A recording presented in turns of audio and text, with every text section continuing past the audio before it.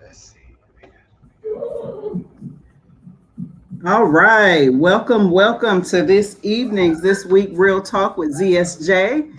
I'm excited and I'm to be joined by my brother. What you say? I feel something on Twitter. I I like feel something. I that. feel No, let's something. go, Philip.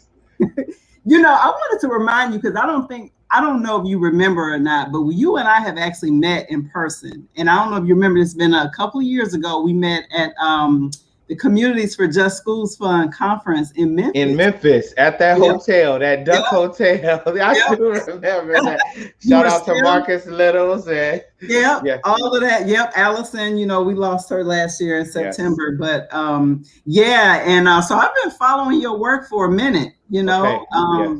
I'm proud of you, proud of all the work that you guys have done down in Florida, and certainly it's inspired a lot of what we do as well. That means Um, that means a lot. That means a lot because we're inspired by you all. We're inspired. We look around and we continue to be inspired. But sometimes you don't know if being in Florida, you don't really know if what you're doing is moving the dial sometimes because it feels like you're going a few steps back. So I'm deeply appreciative of that affirmation. Absolutely, absolutely. Um, you are also working with another good friend of mine. I actually found out, I think, through a magazine or something, but Davon Love in Baltimore is a Brother part of. Dave, I love. That's my brother, man. I love Yes. LBS. Because I was in Ohio first, but I'm in Maryland now, right outside of the DC area, and I was supporting LBS before I even came to Maryland because I was Mhm. like, because I found out about them through they were on national media from Freddie Gray, Oh after the yes. uprisings and everything. And Adam was on Fox News giving it to him. I Yeah. was like, who are these brothers? I'm like, Listen, they trained up. I was like, I'm becoming a sustainer. I've been a sustainer. I'm like, I'm donating to them because I was like, wow. I'm Yep. like, brothers, the clarity, right? Hmm. Just about our conditions and just the work that they've been doing. So I was glad to see that you was partnered with Davon. But I want to hear Yes. more about what you've been up to. I know you're not at Dream Defenders anymore, but Hmm. just give us some updates. Okay, okay. Well, I'm excited to be on here with you. And I've been waiting for this. I had it circled and shout out to Miss Jennifer Farmer for really Yeah, connecting and definitely. solidifying. And whenever I see you going in on Twitter, I'm like, yep, Oh man, retweet, you already know retweet. that's Yeah. me. I can't help it, man. Yeah, no, but we need that political clarity in this moment, and I know we'll talk about that. But you asked me what I'm doing now. I'm here in Miami, Florida, and I apologize. We're probably one of the only cities in the country right That now ain't under snow, that ain't right? under snow. I mean, I have a fan on and AC right now. It's hot. So Dang, I'm you not gonna rubbing it in. You I'm not. rubbing it in. I'm gonna move on from that. But I've been down here in Miami now since 2012, and I moved here when we started Dream Defenders, and I was one of many people that helped start that organization. And I went to college in Tallahassee. I'm a native of Chicago, so I know very Okay. well. Yeah, I know. I'm born and raised Chicago. I know about the winter. I know about the wind chill. I know all about it. But Yeah. I've been down here for really my entire adult life. I've been down south in North Carolina and in Florida. Last Nice. year, I had the honor of being able to unite with some brothers to start Black Men Build. And the goal of Black Men Build is to transform and to organize Black men for the sake of all Black people, right? And Yes. so it's not Black men for Black men's sake. It's not Black men coming together to moan and complain about losing our position at the head of the house or the head of the march or the head of the meeting, but it Sure. really is a place for Black men to come. And our organizing motto is "Come as you are, grow as you go." And Mm. it's a collection of brothers who remember who we were a year ago, 2 years ago, 3 years ago, 4 years ago, when or some longer, right? But when we didn't know anything about the patriarchy and the capitalism and the misogyny and we were mad about white supremacy. We hated the police, and so we really want to be a place where Black men can come as a refuge and can understand and learn and build together, and to engage this country as an organized force. And so we started last year.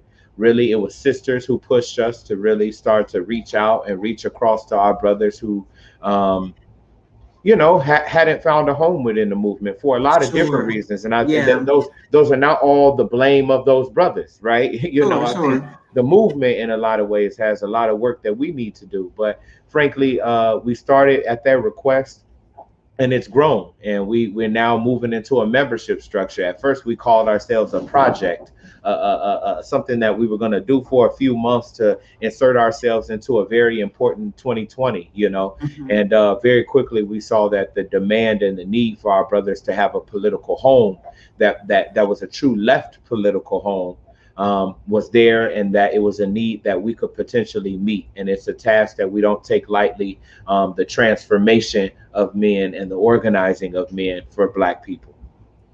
Man, I have to say I love that so much, and that's personal for me because I don't think you know this, but my husband and I, my partner, my life partner and I, we do this work together. Mm-hmm. I'm working at a national organization now, but I co-founded Racial Justice Now, rooted in my own experience. When my little baby boy was 3 years old, he was expelled from preschool, so that activated Mama Bear. Yeah. Oh, you don't want that. You and don't want to get in the way of and I that. started organizing other Black women, and man, we took Ohio by storm. So I know all your comrades in In Ohio, James Ohio, Hayes, all of them. They're my people. that's my family. Yeah, yeah, yeah. So um, but we organized and we got a law passed and everything, and so I came to this work organically. Both my husband and I both really, Mm-hmm. we Mm-hmm. we didn't go to school to be professional organizers, like you said, all these big ass words from the Mm-hmm. university. We don't talk like that in the community. No, nobody do. What I'm saying? And so, my husband has had some experiences, like just going to conferences, like, where he just like, oh, wow, you know what I mean? So when the fact that you said creating a space for Black men to kind of talk, Mm-hmm. because he's not felt welcome, Mm-hmm. in certain spaces. And so we've had conversations about that. And so, at one point he was just like, yeah, I'm gonna just let you go to the conference. I ain't going no more. You know Right. what I mean? And so Mm-hmm. I'm sure you other brothers have probably said similar things like that. So I just want to appreciate you all, for starting a space like that, to just, like you said, have the conversations that you need to have, but also it's about all Black people, not necessarily just about, Black men. And that's Pan-Africanism right there. Yes. That's how I feel.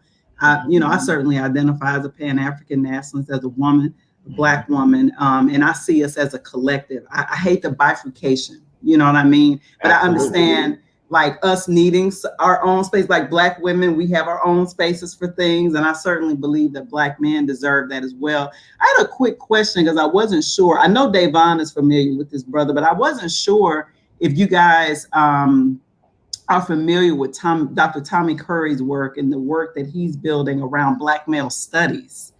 Yes.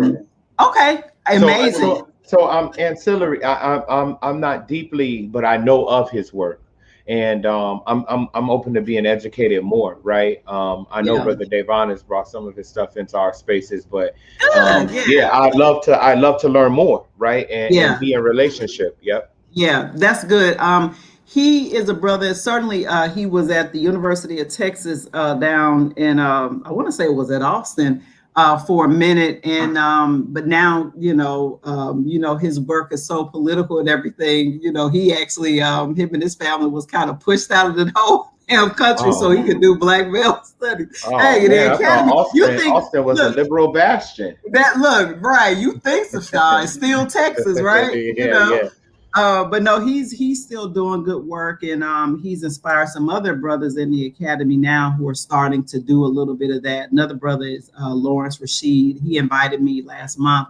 He's at a community college in Oregon, of all places. Wow. And he is starting, a small cohort there to just retain young Black men, because they're dropping out, like they don't feel welcome. It's like you go in these spaces, you don't feel welcome. So I'm excited about that. But yeah, I mean, if Davon has already hooked you up, I'm good. I know, you guys will have those conversations. The Man Not, I will say, I have taken a long time to read that book because Tommy used 16 letter words throughout the whole damn thing. Yeah, I gotta pick it. I'm gonna warn you about putting it that. in now. Yep, I'm So putting it in now. This is something because I've got it's to, hard. yeah, it's not easy, but it's not, the work isn't easy either, and so when you have I'm reading a book by a brother named Gary Lemons, or I've just finished a book called Black Male Outsider, and um, Wow. but I think brothers like brother Curry and brother Lemon and the brothers that have come before, there are a lot of brothers who have done this work of examining manhood, right? And Robert Staples. Yep. okay, let's see.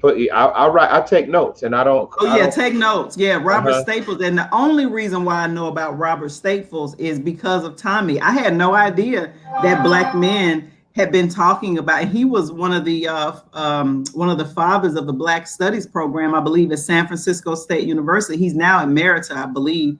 He's passed on, in fact, I believe, Robert Staples. But you want to go back and even look at his work. It's very unfortunately, a lot of folks don't cite other black scholars, but Tommy is one of those folks that kind of go pull out those black scholars that people, Yep. Nathan and Julia Hare. I'm sure you're familiar with them.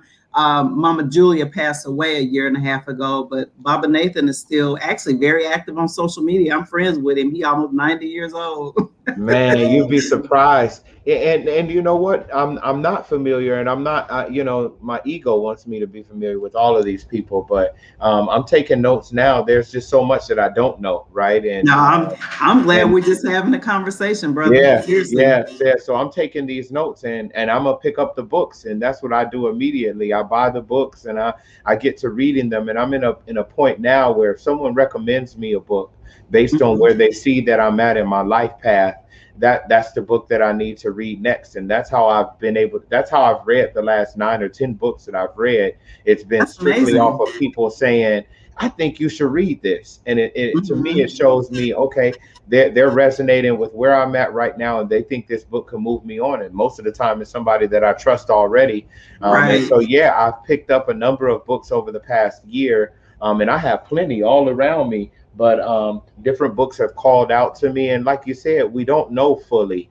Um, the amount of thinking, the amount of feeling and strategizing and praxis that our people have already done, and many times we're replicating or kind of going over roads that have been tread already by our folks. But this country wants you to forget so much. Right. In order to survive, you've got to forget everything in order Right. to withstand these new pressures that they put on us every day. So I appreciate that, and Yeah. I would love for you to send me any other books you think I should read. And one other thing I want to say, and you talked about the Pan-Africanist tradition.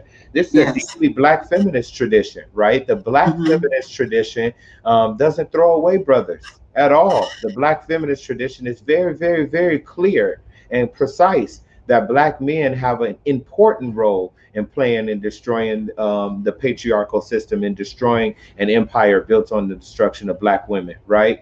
And so, for anybody that comports or purports themselves to be a feminist, but hates and despises or sees no role for Black men in the liberation of all people, needs to do some more study. And I'm actually pushy there a little bit because I'm actually a black woman that don't identify as a black feminist. I Okay. actually identify more as an Africana womanist. And I'll say that because and this is literally from my experience. I'll give you one quick experience I had when I was in college. Okay. I actually took a women in gender studies class, and obviously, it was a white woman, but she would always cite Bell Hooks, and there was another black woman. I can't remember the name, but Bell Hooks she would always cite. And Bell Hooks actually has, I believe, her degree is in English literature or something like that. It's not necessarily in Gender studies gender or or anything like that. But I remember just feeling, it just never resonated with me, and the okay. experiences that she talked about. And keep in mind, it may be just the university I went to. I actually went to Wright State University, which is right outside of Dayton, Ohio. Mhm. So I mean, it's a PWI or whatever. But I was just like, I mean, the way that she described like black men in particular, I mean, that's fine. You can talk about white men, but that didn't line up. And it struck me. Um, in a very personal way, and I was challenging her. And even at this time, feel like I wasn't even as political as I am now. I wasn't nowhere near as well read as I was, like now. Like I would eat her up today, if I was in that class. But I remember then I would be like, what? And I only reference I could take was like my own personal reference. I was like, that's not my experience. That's not the experience of any Black women that's close to me. I don't even know what you're talking about. And why are you teaching this? And I remember she would always give essay exams, and I would, go to the library, do my little study or whatever, and I would have the longest answers. Like I was by far like one of the students in her class who was really trying her best to really engage in what she was talking about, but I just had a different lens. That woman actually, this is my first time actually dealing with politics in a university. She gave me a C out of that class. And when I looked at some of my partners, like some of the things that they were turning in, they wasn't doing any deep thinking. They were like really kind of regurgitating what she had said. They all would get A's. And that was my first introduction, like, oh, this is political. You know what I mean? Yes. It's not necessarily about the exchange of ideas and rigorous thought. And I disagree.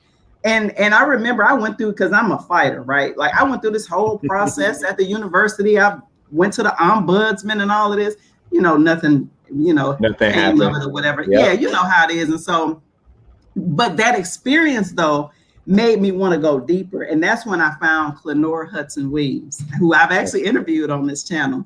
Oh, wow. And that Africana womanism in the way that she describes it, and I'm not sure if you're familiar with her books, but she has several books out there. I've got it. I don't know if you ever heard of her, but Clenora Hudson Weems, Africana woman. She has an entire framework that many, I would say, that Black women that I know that identify as Black feminists, it seems that they kind of refuse to engage in her African-centered epistemology of Black women, right? Like not in this. I see, and people can disagree, but I see Black feminism as sort of the Black flavor to white feminism. And I mean, like people can disagree, but that's my assessment. Right.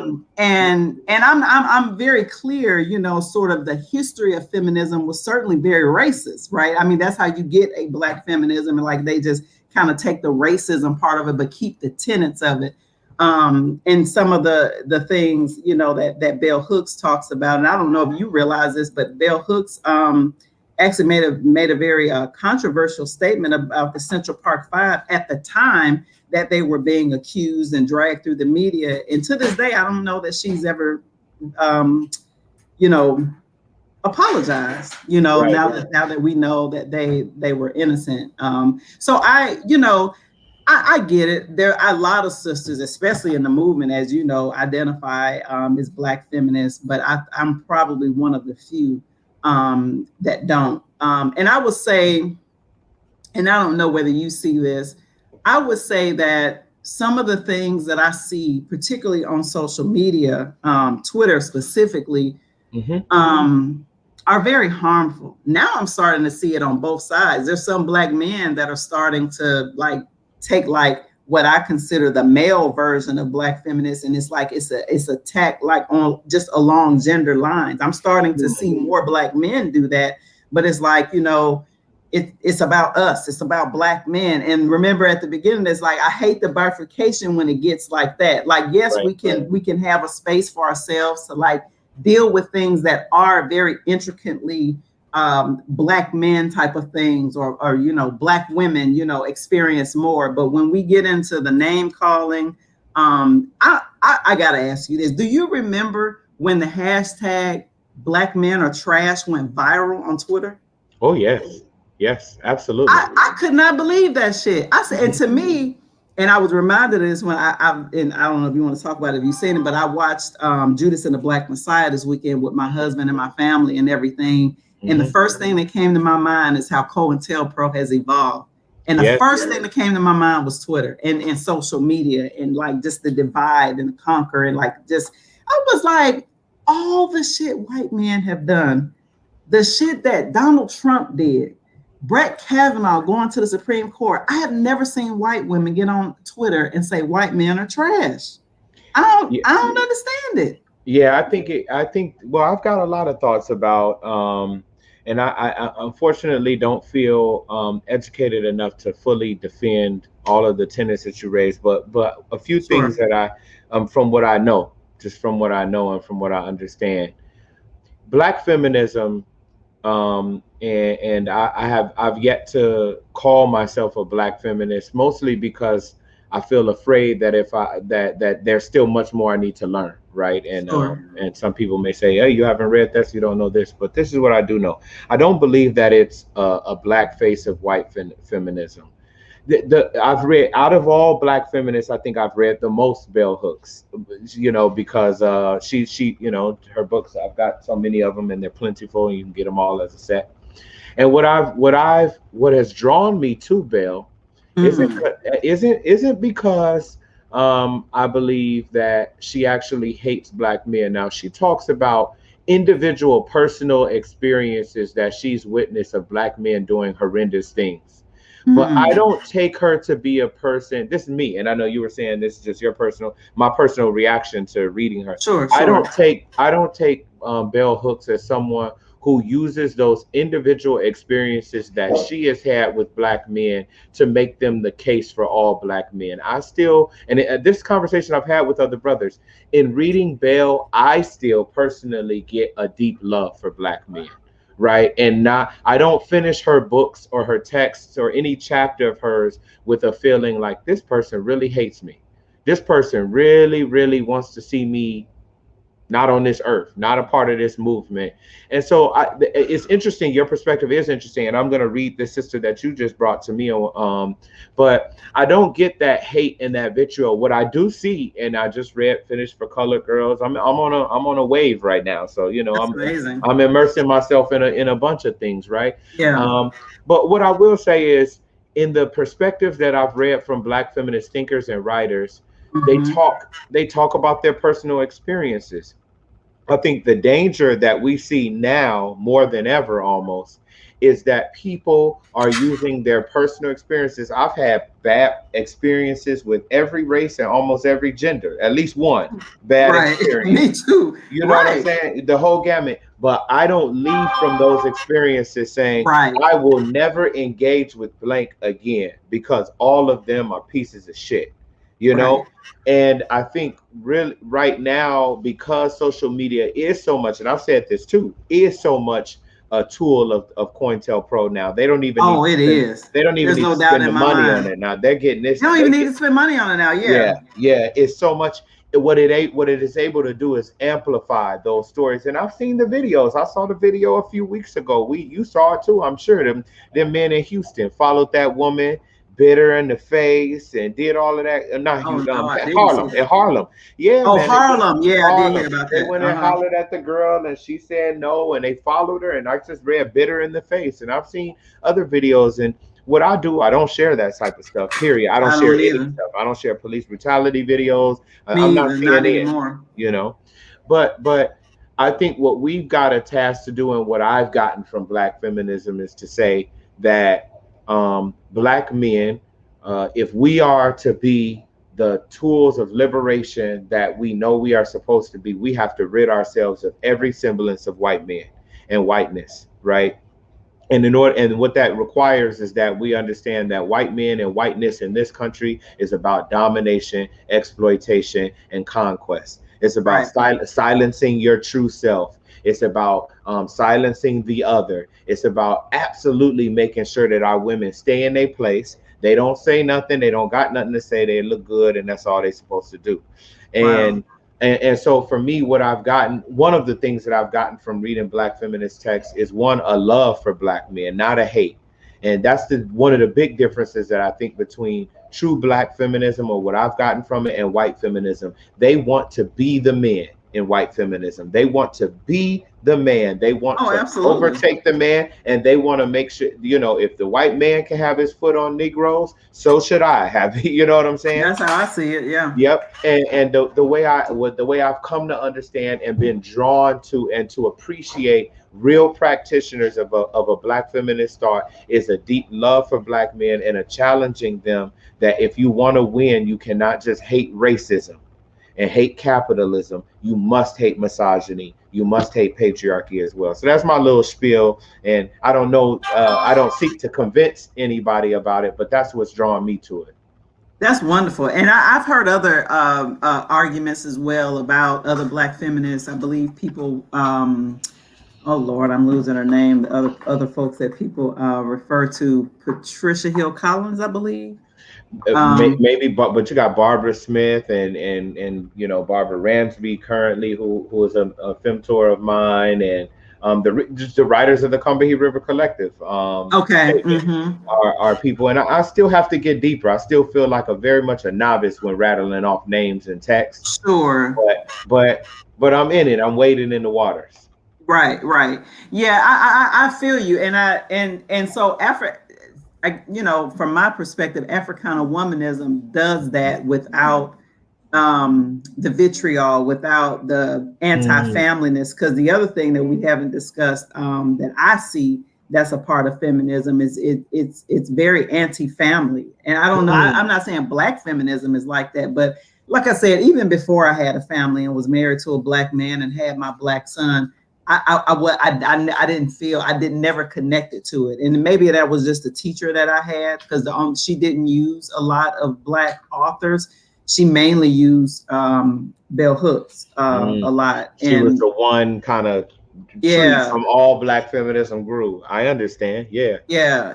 So but I like I said, I have plenty of friends and sisters who identify that way. We get along just fine. You know what I mean? Like we know we have a political difference and it ain't the end of the world. That's how I feel about it, Yeah.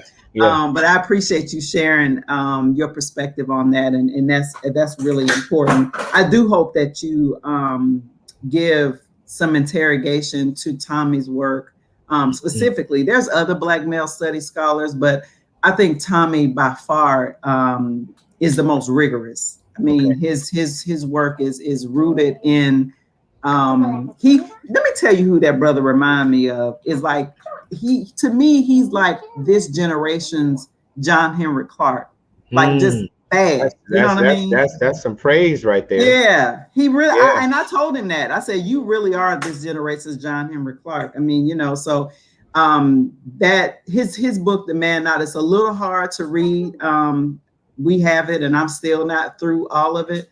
But I learned some things in that book that I was never aware of. That's how it is, like when you read, like things that we have been so miseducated, number one, because I want to go back to your work at Dream Defenders, right? Because we do education justice work, but we have been so miseducated that we have to wait until we grown adults. And for me, I'll be 40 this year. I'm 40 years old, just now learning about some of these horrific things that we never talk about. I never even learned in college, Phil. You know what I mean? I'm with you. I resent that. I resent that, going through college and not knowing all of these things. So I wanted to actually kind of like back up a little bit, because we're talking about what you're doing now, but Dream Defenders, man, I remember when y'all shut the Florida Capitol down. I wanted to kind of like come back, like what inspired you? What was, I told you my spark. It was my baby, right? That's how I got into the movement. Like that's how I was politicized. I started going down the rabbit hole, reading all these African-centered scholars. That was it, right? Yes. But for you, what was it? Like, I know you moved from Chicago, you went to college in Florida. How did you like, what was the spark for you? What happened? That's a great question. So the initial spark, I have to give all credit to my mother and my father. And not for nothing, not just saying it. So my mother and my father are very unique people, and they are not people who at first glance you would say are deeply political.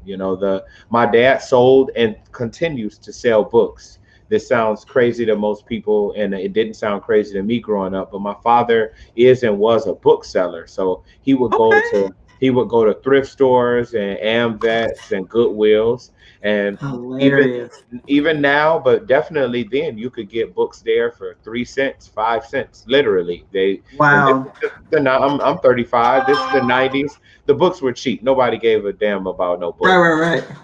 And then he would go to bookstores. This is before Amazon, Chandler's and Powell's and Lerner, Dr. You know, what I mean, not Dr. Lerner, Bob, and these are guys I know from when we were little, and he would sell the books to them, and he would sell the books. If he bought it for 5 cents, he would sell it for $10. Right, that's a profit margin, That's incredible a profit heavy margin. profit margin. Yeah, Yeah. yeah, yeah, and you know, and they would sell the book for 30. You know, so it was a good situation. And so my father was a very learned man. He was on Jeopardy when I was in third grade. Very, very highly intelligent man.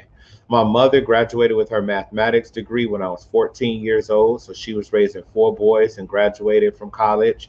So these are superhuman people, you know, and did amazing things. And the reason I say it started with them, that spark, and I'll kind of speed through the other pieces, is that, you know, we went to a church, and our church was very strict, Old Testament church. It was very, very strict. I'm not going to get into all of it, but I didn't know it was unique until I grew up. Every picture, we always knew that Jesus was black, that Moses was black, and whether I believe in the Bible literally today or not, I never grew up believing that any of those characters in this book that formed the guide for our entire life were white. Never, never. I So love that. we had a deep black consciousness always. Just it blew my mind that people thought Jesus was white. I'm like, then you know, then you look at the Bible. It said his feet were Right. bronze and his hair was like lamb's wool. Right. There ain't no black, you know. So it's so anyway. So that was there, and my father just he knew everything about the history of Chicago. So I learned about Fred Hampton, and I learned about Harold Washington, and I learned about the history of different people who had moved throughout Chicago. And so they planted all those, that at least that race consciousness inside of me very, very, very early. And I also knew about haves and have-nots. We were have-nots, and I went to a magnet school, so I saw kids living whole different ways than I was living. So I knew about haves and have-nots. So I'll say that. Then the spark, the maybe the literal spark that lit that kindle that my parents put inside of me was in college. And I told you I went to Florida A&M University. I was in student government.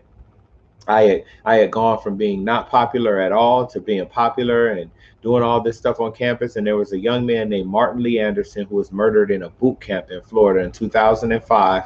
And his attorney was Daryl Parks, who later became the attorney for Trayvon Martin, Parks and Crump. And he was a frat brother of mine, and he told me about the case, and he said, "Listen, y'all gonna have to do something about this." And so that really lit something inside of me. Literally around that time, my younger brother, who now is doing great things down here in Miami, he was going to boot camp up in Chicago. So I thought to myself, dang, this could be my brother. This could be my younger brother. And I thought to myself, hey, I've accrued all this social capital on campus, and all I'm doing is really throwing parties and being involved in the things that fraternity people do. So I thought to myself, this should be, and I always had that anger inside of me. So that spark was that case, and looking at Jeb Bush at the time and how he flippantly, you know, treated the case, and then seeing all the guards eventually be arrested, then acquitted, and then seeing the jail get reopened, and facing all of that disappointment, thinking that we had justice right in our hands, and it all kind of fell apart.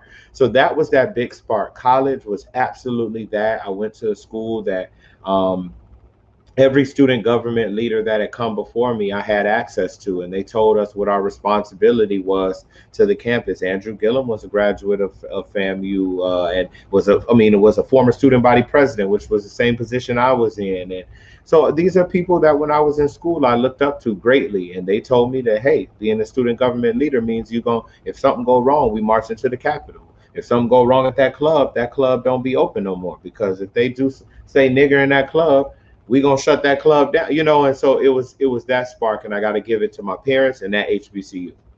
That's amazing. And you have gone on now. I mean, how old is Dream Defenders? I mean, I know I'm familiar, obviously, with you all's work, even though I was in Ohio at the time. I mean, Yes. Clearly you all made national news. We also have Partners in Crime Together Advancement Project has supported Racial Justice Now's education work up in Ohio. So I know that there was one time you guys were on the news or on the cover of some magazine, like shutting down the Florida Capitol. That was around Trayvon Martin, I believe, Yep, right? yep. So we're 9 years old now. Just turned 9 years old, and Rachel Gilmer and Jonelle Edwards are leading the organization splendidly, better than I ever could. And we took over the Capitol after the acquittal. So we started the organization demanding the arrest of George Zimmerman. They eventually did arrest George Zimmerman, as I know most of us already know. And a year later, he was acquitted. Right. And we went to the Capitol to take over the Capitol. And we were very clear at that time, which is, I would like to say, one of the reasons that the cameras and the attention liked us at that moment. I've become way more kind of jaded about that entire period, but frankly, it was exciting. It was, it was a riveting time for us. But the one of the reasons that they did like us is because we were very clear. We're not there to reverse the decision. We're not stupid. We know y'all already messed us over. Hey, this real talk. You can say whatever you want to on this panel. It's something about the F word though that's different, but y'all already did your dirt. So we're not here for that. We're here to say we want to end to stand your ground. We want to end to racial profiling and laws against racial profiling, and an end to zero tolerance policies in schools. The conditions that we thought led to the murder of Trayvon. That's right. And so we were clear every time that the camera came on that we weren't stupid kids just yelling and singing in the Capitol. We had demands, and we did everything that we could in those 30 days. We stayed in that Capitol building for 31 days and 30 nights. And we did everything that we could, and we pushed some unprecedented, legal maneuvers or legislative maneuvers that hadn't even been called. You had to do a poll and call an emergency meeting, and we got an emergency meeting, and Florida did as Florida does. It kept on moving, and I regret not being, more strategic and smarter and all those things and better organized. But it was an experience and a thing that people still remember, but it also transformed our idea of what power is and what we're going to have to do. And it's going to be a long, protracted struggle in this state. Let me tell you, I was so glad you used the word jaded, because that's exactly how I would describe myself. As you can imagine, Ohio legislature is similar to Florida's. Yes. The Republicans control the House, the Senate, and the governorship. Yep. And we had John Kasich at that time, so he was considered, as you know, he spoke at the Democratic National. He spoke at the Democratic National Committee, but he did sign our bill. We worked on a bill in Ohio to ban pre-K through third grade suspensions, and he did sign that. And we actually had to work with Republicans to do that because they control the House. But one of the things that really quickly that we used as leverage was that third grade reading law. Ohio does everything that Florida does. Mm-hmm. They just passed Stand Your Ground literally just like last month, and Governor DeWine signed the law. So they literally do everything Florida does. We used to say it's Flohio. That's what we call exactly. It. They literally. But we use the leverage of the third grade reading law, meaning that students have to read by third grade, or they punish the students, nobody else. None of the adults get punished, the students. And then so we use that as leverage for the Senate sponsor, who happened to represent Dayton, and she was the Senate chairwoman for the Education Committee. So we had all of that in our, we didn't even have to travel as much as we thought we would, because she was right in our community. And so that was how we was able to get that done, because people were like, you was able to do that in Ohio? I was like, yeah, but here's the story. Right. And we didn't even get everything that we want. That's the jaded part. It's like when you when you dealing with policymakers and legislators, you think that people just do stuff because it's the right thing to do. No, it don't work like that, do it? Power and demand. When I found out how shit really go down, I was like, yeah. Go ahead. No, go ahead. No, I didn't mean to interrupt you. No, the other thing I was gonna say, now on the flip side, because I know Davon, I don't know whether he talks about this or not, but now I'm in Maryland, which is a Democratic supermajority. Mm-hmm. And we gotta fight them for stuff for Black people, and I'm just like, wait, damn! I know I gotta fight the Republicans, but I gotta fight you too.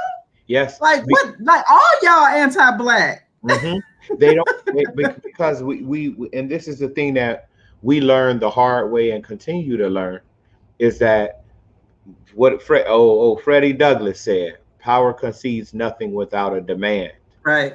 And what we see over and over, right, with everybody caping for Kamala and Biden and all of these other figureheads, right, who are supposed to give us some tranquilizing representation, is that until we have built the power to make them do things, we're going to have to make these people do things. They don't do things out of the goodness of their heart because they haven't gotten where they've gotten out of the goodness of their heart. You better say that. Yeah, they've had to sit in rooms, and no matter, look, I don't believe that these are evil people. I don't believe that, and maybe this is a part of my, I'm generally a nice person, so I don't believe that Sister Kamala goes home and plots on how to destroy black people's lives. But what I do believe is that the top priority for her is maintaining her position. I'm saying her right now and not talking about Joe, because he's not even worth talking about. Joe At is all. Joe, we That I Joe. have to tell you, when I saw, because I was actually disappointed with a lot of our movement folks. I just got to be honest with you. I was Okay. really disappointed in the teams, that the figures. And when I saw you, like one of the few, I was like that I respect. I just got to be real clear, because I don't, there's only a few people that I actually respect. When I saw that you was on Bernie's team, that took it to a whole nother level, because a lot of people like was talking about, oh, old white men, we don't want them old white men, then turned around and told us to vote for Joe Biden. I'm Oh my done with God. him. You Yeah. feel me? Yep. But old white men, and he just, it's this and it's that. I'm like, are y'all serious? He's a last chance. His policies, His right? policies. Thank you. Thank you for It's that. his policies. I don't give a damn if he an old white man, and if he would, all of them racist, okay. But if you gonna tell black people to participate, this is the guy. That situation is one that is still something I'm reflecting on a lot, and I don't regret it at all. I don't. Electoral politics is not a panacea. We know that. We know Ooh, at all. we're That's why not I in the don't even game. do electoral politics, because Yeah. I'm so jaded. It's a waste of my time for me. Yeah, but we're not in that game expecting it to change everything. We're in the game for to get what we can out of it, just like they doing, right? We want to see Right. what we can get. And to me, like you said, Bernie's policies represented a good step forward, a darn good step forward, man. Like that was gonna be a good step forward. That's all I can say. That's just what it was. That's what I said while I was on the campaign team. I Sure. never big up Bernie. I talked about the policies every single time. And Right. I regret, going so hard at I don't know if I regret it, but I think we got too focused on Senator Warren that we didn't notice the full consolidation of power that was happening all around us. All around, yeah. I don't know if I Yeah. regret the critiques of Senator Warren that I levied during that time, but we that consolidation was coming and we didn't even see it. That haymaker was coming, It was and coming. we didn't know. But I appreciate that, and I hope that I salvaged a little bit of respect from people by doing what I did and how I did with the campaign team, and I don't regret it at all. I learned a lot about a lot, and I also saw. I want to say this, and I don't know that I need to, but I also saw it's a lot of white people, Latino people, and of course black people around this country that's ready to take this whole thing in a whole nother direction. I I mean, saw. I see it every day, brother. I Yes, see it. The people, let me say this, the people who are closest to the ground and actually closest to the actual people and organizing, you yes, see that people are ready. yes, You know the yes. people are ready for something different. Mm-hmm. Not just something different, like people know what they want as Yes. well. I see it. I Mm-hmm. completely agree with that. And that And was I was so rewarding. disappointed. Yeah, I was too, and I think the campaign made some real mistakes, and I think also we expected the campaign to do what movement was supposed to do, right? And I Mhm. think we and a lot of times you put the wagon before the horse, and he jumped out there, and the wagon got before the horse. You're like, oh dang, this might be successful, but at the end of the day, to expect Bernie Sanders, the old white guy, right, Right, and right. and his campaign team to do the work of politicizing and radicalizing, frankly, um, poor black folks in Mississippi and Georgia. Yeah. And I don't think those folks are backwards or none of that. I don't think that. But Oh no. to, Mm-mm. but to expect a campaign, a presidential campaign, to do the work that unions were supposed to be doing for 30, 40 years, that grassroots groups were supposed to be doing for 30 and 40 years, Talk about it. that's a little too much. And so Yeah. our senator, they could send Senator Nina Turner everywhere they can, but Senator Nina Turner can't put that whole weight on her back, right, to move black people who've been looking for a left option that is legitimate and really cares about them and hasn't found it, and it hasn't found them. That's too much for a campaign. So that's another thought that I have that might be a little controversial to people, that we put too much on the campaign. They should, Yeah. Bernie, a Jewish dude from Vermont, New York, he just Right. can't do that. Right. He can't And go. he ain't supposed to, quite honestly. It's Yeah, not his job, right? right. That's our job. And that's not controversial. I mean, I guess I love controversy, but that ain't Hmm. controversial. It's the truth. Why the Hmm. truth got to stop being controversial for people. Facts. And That's I real. completely agree that unions. So before I came into activism full time and co-founding my own organization and doing all that, I'll leave my critiques for the NGO process Woo, offline for that's us. tough, boy. but what I'll say is I worked for the government. I worked for state government in Ohio for 10 years. Hmm. And so I was actively a part of the union, Yeah. the Ohio Civil Service Employee Association. We were affiliate of AFSCME, which is national, as you know. Yep. So I Yes. was a state government worker. So government workers are part of AFSCME, and Ohio was OCSEA. And I saw how unions have been, I would say I can speak from public unions perspective.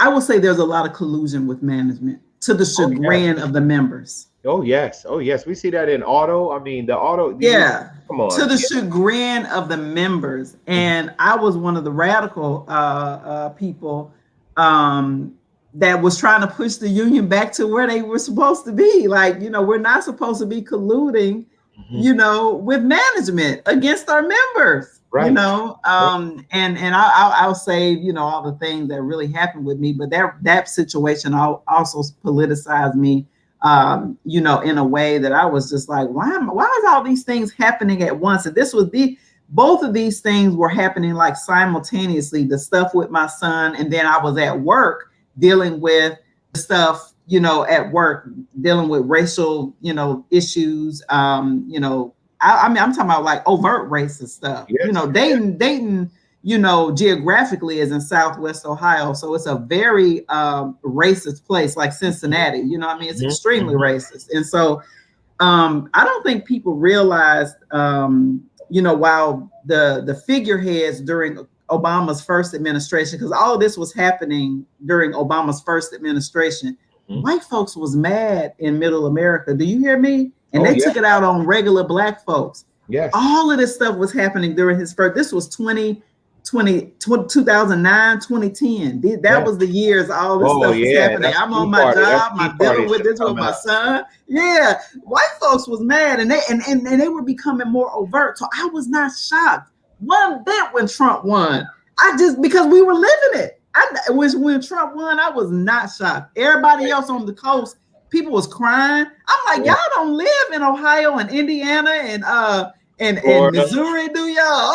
Look, and people, you're right. You're right. You're right. How did we, like, this is, he's not gone either, right? You And better say that. the ideology that he represents is not gone, and this is the interesting thing that we refuse to acknowledge, that these people who follow Donald Trump absolutely are moved by racism and moved by white Absolutely. supremacy, and the feeling that they're losing their power and their control. So I'm not one of those economic reductionists that think these people are making all Sure. economics. They have racism at the top of that. But what we have to Economics understand is some of it, though. I would oh agree yeah, with that. Having lived around poor white folks, I know it yeah, is. no, this is what Yeah, I was gonna yeah. say. I agree, but we have to acknowledge that they are moved not just by distrust of Republicans, but by the mismanagement, by the destruction of the economy by neoliberal Democrats, right? Mm-hmm. And so they're mad not just at, you know, the conditions that we've been living under for the last 50, 60, 70, 80 years, you know, black people 400 years, but in what we consider the modern world is the creation mostly of Democrats, right? Neoliberal Democrats Neoliberals. have stood over this and around the world. And so what these fascists are able to do is say, look at them, now look at us, you know, Mm-hmm. we can do a better job. And guess what? We're gonna make sure we keep your foot on the nigga neck, you know. Mm-hmm. And that's the big icing on the cake. Maybe the cake in general, you know, because they're not getting much more money under these Republicans. You know, they're Right. not getting no financial windfall. So yeah, the Trump thing, it shouldn't have been a surprise. I'm not gonna lie, and I was I surprised wouldn't. not. I was surprised not because I wasn't connected with people, but I convinced myself. I knew Hillary was horrible. Oh Listen, my God, let I me. knew I gotta Hillary was give you horrible. this experience, right? Yep. Yeah, So you that's know, right. I was still in Ohio at the time, and at that time, because I had left the Democratic Party, I think maybe 2 years before that, like officially. I identify as an independent now. Mhm. But oh, I know when I left, when I saw the bullshit they did, Democrats was doing during the primary with Bernie, because I've been a Bernie person for a minute. I Mhm. worked on to get out the vote for Bernie, and Democrats in Ohio were participating in suppression tactics, as we all found out after the Yes. 2016 election. You know that Yes. shit. But Yep. let me tell you, Oakwood is the one of the wealthiest suburbs of Dayton, and when we would drive through Oakwood, I would see Trump signs everywhere. Vandalia, another suburb of Dayton. See how they were trying to paint Trump supporters as just poor white folks? Mhm. Not in Ohio. When we went to Vandalia, anytime we went through any of them suburbs, and the suburbs in Ohio are lily white, like 97%. Mhm. You know, Mhm. the Ohio is like black people are concentrated in the cities. You know what Mhm. I mean? Cleveland, Columbus, Cincinnati, You understand? yeah, all of that. So anyway, I said, Trump gonna win. Because Mm. you up until this last election, you have, you know, you got to win Ohio to win the election. This was the first election, I want to say maybe in 80 years, that a It, president has won without winning Ohio. And so I said, Trump gonna win. And then this was a few days before the election. Remember when they came out with the grab them by the, you know what, oh yeah, comment? yeah, yeah. Oh, honey, Trump had a daggone campaign rally in Cincinnati like a couple days after that hit the news. It was all over the news. It was white women who had T-shirts made. He can grab mine. I said, it's a wrap. It's done. It's over. It's It's a over. wrap. Yep, yep, yep. It Once was white women. They he was was at the rally like, he can grab he mine. could grab my I said, Teflon. He was wow. Teflon.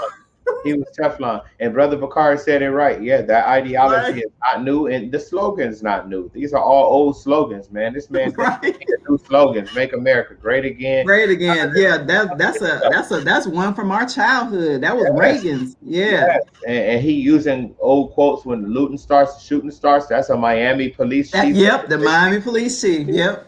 So these are not new ideas, but what he's been able to capture, and I think one thing, and I know we've got to wrap it up, but Yeah.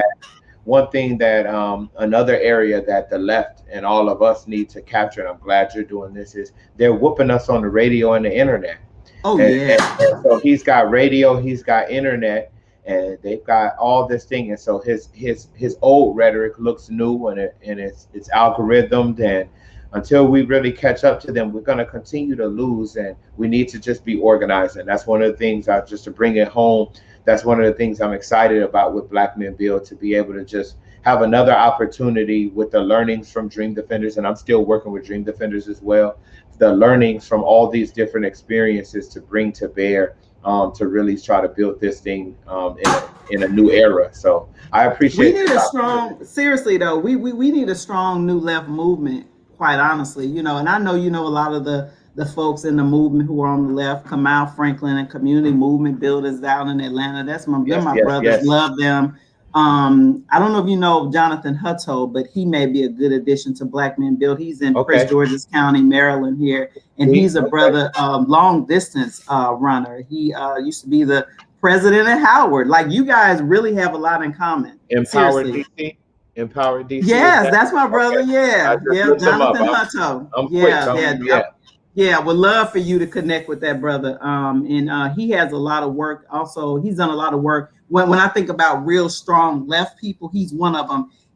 Was in the anti-war movement. Like he's been featured on 60 Minutes. Anyway, these are folks that I think about when I'm like, can we really do this? You know what I mean? And I think, and I look to them and others. Jared Ball, he's he's in the academy, but he's like Yes. one of the few. Love him. Love him. You know He what does I mean? One stuff of the with few in us. the academy that gets it. But as we wrap up, though, I wanted to go back to your point about the neoliberals, and I also have experience with that. Ohio is very unique because Democrats only control the cities in Ohio. And so when you think about like the cities that we're living in, everything ain't gravy there either. You know what I'm saying? And the policies that the city and the county commission pass are sometimes is anti-Black, is what the Republicans are doing in Columbus. So that's the other thing that kind of has me a little bit jaded, especially with, Democratic policies and certainly with the Republicans. But this has been great, man. Like I really we got to do it again. We got to. This has been good. And I would love for you to tell me what you think. Like once you have, like, I know you got a bunch of stuff on your calendar already that you're reading, but I would love to know your thoughts on Clenora Hudson Weems on Africana Womanism. If you get an opportunity to read her book, I think it will resonate, especially like what you said about your family, because that's what she writes about. Like it's like how we live, how we grew up. Like our own experiences, But anyway, and then Tommy Curry's book. I know you said you have it, but I know it's a hard read. But I would love, for us to have a deeper conversation about those two things. I love to come back and talk about them both, and I'm gonna read them both. So I've got a good reading habit now where I didn't before. I was doing a lot and I didn't have the discipline around it. So I've developed that. COVID has given me a little bit of that. So I was just about to say the same thing. Yeah. In fact, on this channel, I have started reading. Oh, I've already taken it back downstairs. Now our family library is downstairs.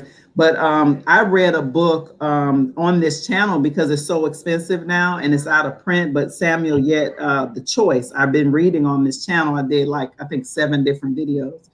But I read it for the community because it's number one, it's one of those shadow banned books. It's like $700 now on Amazon because he's an ancestor now and it's not in print anymore. But I was able to actually get another copy from St. Kofa, which is a Black bookstore here in DC. Yes, I know about them, right by Howard. Yep, right by Howard. So, and they gave me love on the price. So, we're constant customers. But anyway, I read that book for the community because there's so many lessons in there. The warnings that he was trying to give us. This man lost his job.